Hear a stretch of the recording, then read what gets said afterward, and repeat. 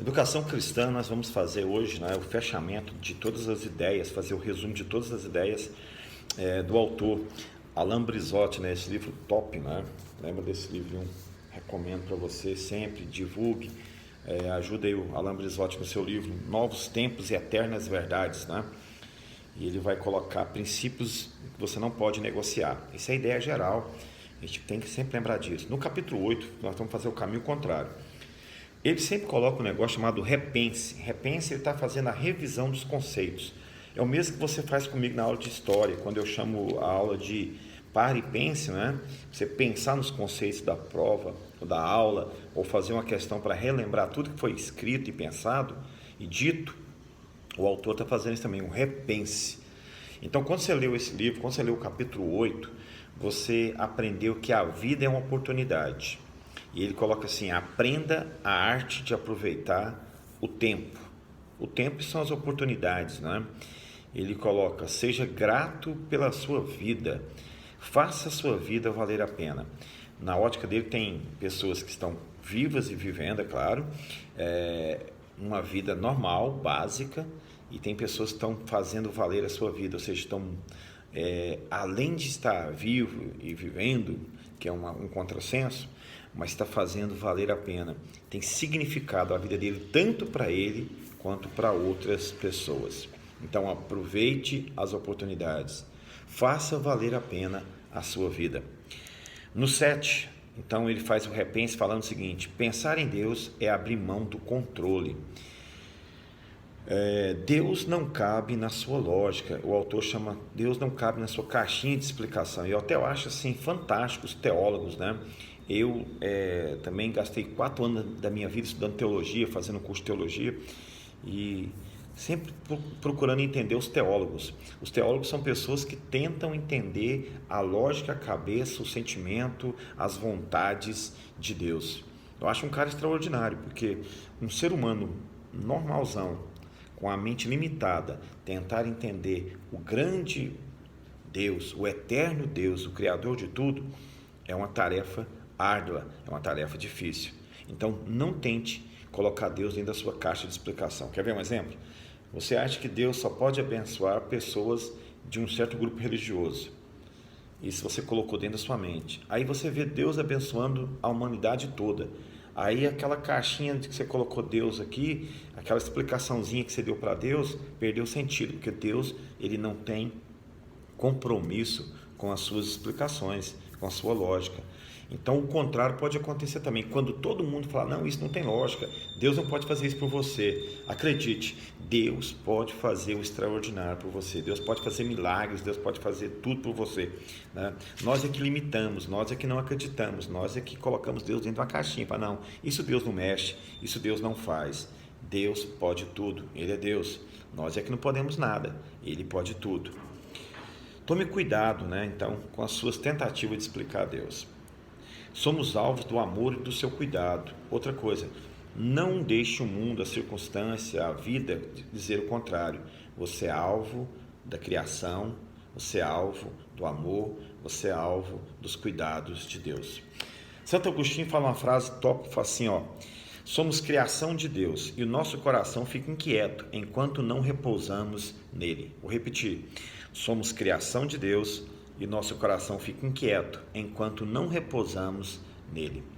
Sem Deus, o nosso coração fica inquieto, fica sem rumo, sem propósito, a vida perde o sentido. Quando você abre o coração para Ele, quando você deixa Deus entrar na sua alma, quando você responde essa alma, quando você diz para Deus: Deus, estou te ouvindo, cuida de mim, entra na minha alma, fale comigo, abençoa a minha vida, volta a ter sentido, volta a ter rumo.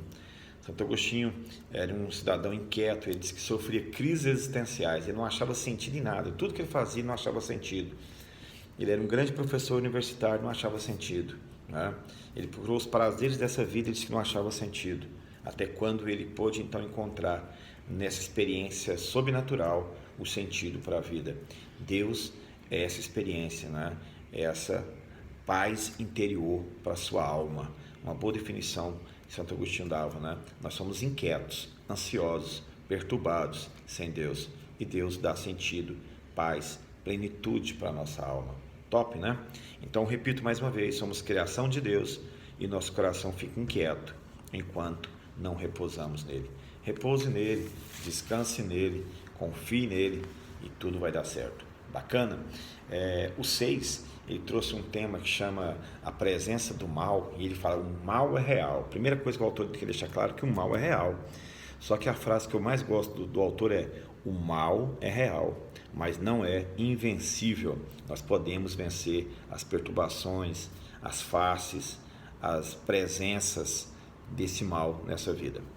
A grande jogada do mal é negar sua própria existência. Então o mal não fica contando para o mundo que ele existe. O inimigo não quer contar a sua presença para o mundo. Ele quer dizer que ele não existe mesmo, quer dizer que tudo aqui é fruto de uma vida dura, de uma vida natural. Ele não conta a sua influência no mundo, ele não quer contar. Então a grande jogada do inimigo é negar a sua própria existência. A grande jogada de Deus é contar a sua existência, é dizer para as pessoas que ele está fazendo um grande time para morar eternamente com ele. E o inimigo é o contrário. Então, cuidado com o desequilíbrio. Vou falar palavras que você precisa sempre lembrar. Nós sempre trabalhamos essas palavras nesses capítulos, né? Nos capítulos todos. Equilíbrio. Então, cuidado com desequilíbrio. Cuidado com desperdício de tempo. Cuidado com a sua indiferença. Então, essas 3 palavras: desequilíbrio, né? Procure o equilíbrio, procure não desperdiçar o seu tempo, a sua vida, e procure não ser indiferente ao amor de Deus, ao amor das pessoas, né? Ao cuidado das pessoas, ok? Então, equilíbrio é importante, não desperdiçar a sua vida, super importante, e não ser indiferente. O que é indiferente? É quando você não sente a dor do outro, ou quando você não se importa mais com o outro. Nós chamamos de indiferença. A dor do outro tanto faz, tanto fez. Cada um cuida da sua, professor. Pois é, isso é uma vida natural e humana, mas Deus não quer que cada um só cuide da sua. Ele quer que você cuide da sua e possa fazer o melhor que você puder para abençoar outras. Se puder abençoar muitas outras, melhor ainda. Então não seja indiferente, e essa é uma grande lição que a gente aprende nesse texto, né? Bacana. O 5, ele vai falar da questão da espiritualidade, e o autor trabalha a questão da sensibilidade da alma. Eu gosto dessa expressão dele. A espiritualidade é a sensibilidade da alma, é o captar da sua alma, de uma alma superior que nós chamamos de Deus, do Espírito de Deus, do Espírito que habita dentro de nós. É uma coisa tremenda. O grande Deus, o Criador de tudo isso, do planeta, dos oceanos, dos rios, aqui do nosso meia ponte, esse Deus eterno, Criador de tudo isso, ele se transformou num Espírito e ele habita dentro de nós. Nós somos morada do eterno, nós somos moradas do grande Deus. Eu gosto disso, eu acho extraordinário, fantástico. As pessoas são empolgadas com tanta coisa, né? E esquecem que dentro de você habita o grande Deus. E aí ele coloca: acredite no amor. Nós estamos numa sociedade que desacredita no amor, que é egoísta, egocêntrica. A palavra egocêntrica é aquele cara que só gosta dele, né? Do seu próprio ego, do seu próprio ser. Nós temos que avançar mais, esquecer o nosso próprio ego e acreditar no amor de Deus, no amor das pessoas, no amor familiar.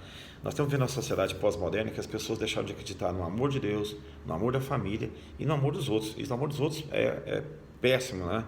Então acredite no amor de Deus, acredite no amor por sua família e acredite no amor que você possa externar às pessoas. Amor é gostar do outro sem nada em troca, né? Quando eu tenho algo em troca, já não é amor, já é troca, já é barganha. Eu vou fazer algo para ele, que depois ele pode me retribuir. Amar as pessoas é cuidar, é respeitar, sem esperar nada em troca, valorizando, sem querer receber nada em troca. E ele continua falando: acredite na graça. Graça é uma coisa difícil de entender. Por que um Deus tão bom como o Senhor colocou, tão grande como o Senhor colocou, professor, gosta da gente?